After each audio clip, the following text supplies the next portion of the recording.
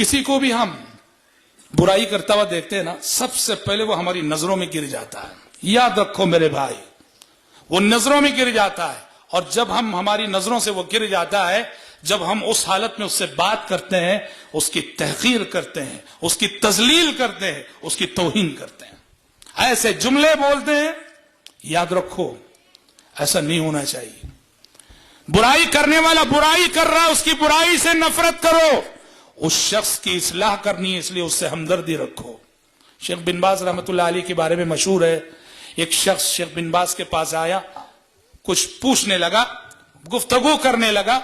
अभी अभी बीड़ी पी के आया था वो शख्स, बीड़ी पी के आया था। आगे शेख बिन बाज से बात कर रहा है और उसकी मुंह से बीड़ी की बदबू आ रही शेख बिन बाज को।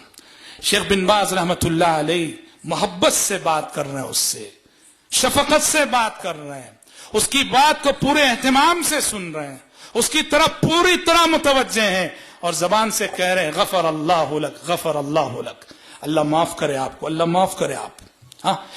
वो शख्स शर्मिंदा हुआ, समझ गया, तवज्जो भी दे रहे हैं उसकी तरफ, मोहब्बत से पेश आ रहे हैं, शफकत का मामला कर रहे हैं, पूरे एहतमाम से उसकी बात को सुन रहे हैं। और मुंह से जो बीड़ी की बदबू आ रही तो कह रहे गफर अल्लाह लक, अल्लाह माफ करे तुमको, अल्लाह माफ करे।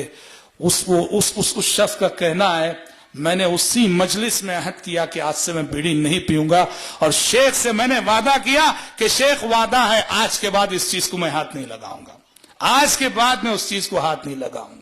मकसद इस्लाह होती है। आप सामने वाले की तजलील करके उसकी इस्लाह नहीं कर सकते, सामने वाले की तहकीर करके उसकी इस्लाह नहीं कर सकते, और सामने वाले की तौहीन करके उसकी आप इस्लाह नहीं कर सकते। मेरे भाई, बुराई से नफरत करो जिसके पास भी और जहां भी हो, और बुराई करने वाले से हमदर्दी रखो, इसलिए कि हमें उसे सुधारना है और उसकी इस्लाह करनी है।